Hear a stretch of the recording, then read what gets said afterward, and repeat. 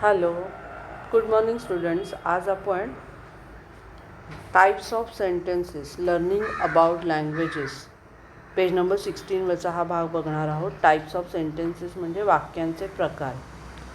पूर्ण अर्थ व्यक्त करणाऱ्या शब्दसमूहाला सेंटेन्सेस म्हणजेच वाक्य असे म्हणतात. आणि वाक्यांमध्ये जी रचना असते तिच्या फरकांनुसार वाक्यांचे 4 प्रकार असतात. प्रत्येक वाक्यात वेगवेगळी वैशिष्ट्यपूर्ण अशी शब्दरचना आणि वेगवेगळी विरामचिन्ह दिलेली असतात. आता पान नंबर 16वरची मी वाक्य वाचते. पहिलं आहे स्टेटमेंट म्हणजे this is a friendly dog. दुसरा प्रकार आहे क्वेश्चन्स प्रश्नार्थक वाक्य म्हणजे what's the time, are you ready. तिसरं आहे कमांड्स ऑर ऑर्डर्स म्हणजेच आज्ञार्थी वाक्य किंवा आज्ञा दिलेली असेल. आणि चौथा आहे एक्सक्लेमेशन्स म्हणजे उद्गारवाचक वाक्य. तर असे हे वाक्यांचे 4 प्रकार आहेत. त्यातलं पहिलं आपण बघतोय statements. This is a friendly dog. आता ह्या वाक्यामध्ये रचना बघा.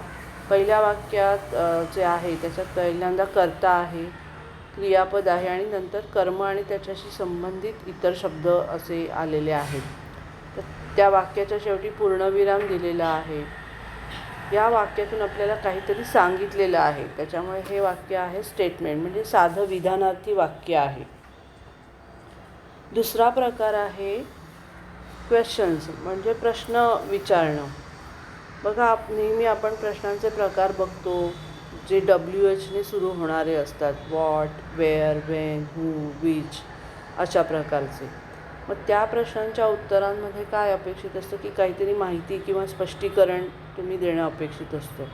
आणि त्याची उत्तरं जी असतात काही प्रश्नांची ती यस किंवा नो अशी सुद्धा देता येतात. प्रश्नार्थक वाक्य ओळखण्याची महत्त्वाची खूण म्हणजे शेवटी त्याच्या प्रश्नचिन्ह आलेलं असतं.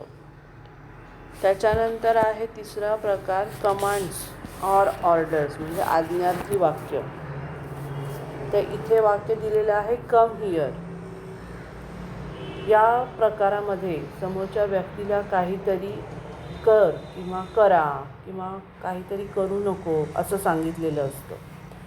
त्या वाक्यांमधून आज्ञा, हुकूम दिलेला आहे, सूचना केलेली आहे, विनंती केलेली आहे असे आशय व्यक्त होत असतात.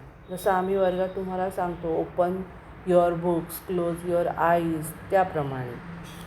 तर या वाक्यांमध्ये सुद्धा शेवटी पूर्णविराम दिला जातो, हे लक्षात ठेवा तुम्ही. आणि चौथं वाक्य आहे एक्सक्लेमेशन म्हणजे उद्गारवाचक वाक्य. इथे आहे हाऊ नाईस. त्याच्यामध्ये वाक्य दिलेलं आहे हाऊ नाईस. सर्व वाक्य जी आहे अशा सर्व वाक्यांमधून आनंद, दुःख, भीती, आश्चर्य अशा भावना व्यक्त होतात. आणि त्याच्यामधूनच त्या वाक्यांमधून त्या भावनांची तीव्रता किती आहे हे व्यक्त होतं. आणि हे वाक्य ओळखण्याची महत्त्वाची खूण म्हणजे उद्गारवाचक चिन्ह दिलेलं असतं. आणि या वाक्यामध्ये क्रियापद जे असतं ते बहुधा सर्वात शेवटी असतं किंवा कधीकधी ते नसतंच. तर ह्याच्यामध्ये बघा हाऊ नाईस आणि हाऊ हॅपी आय ॲम याच्यामध्ये क्रियापद शेवटी दिलेलं आहे. तर एक्सक्लेमेशन मार्क म्हणजेच उद्गारवाचक चिन्ह. तर हे 4 वाक्यांचे प्रकार तुम्हाला समजले असतीलच. आता पान नंबर 16वरती खाली प्रश्न पण दिलेला आहे. Find an example of each type of sentences from Nujo story. न्यूजोचा धडा आपण काही दिवसांपूर्वी शिकलेलो आहोत. तर त्या धड्यातली या 4 प्रकारांची कोणती वाक्य आहेत ती तुम्ही शोधायची आहेत आणि त्याची एक यादी करून मला पाठवायची आहे. आणि आणखीन काही प्रश्न मी पुढे देत आहे.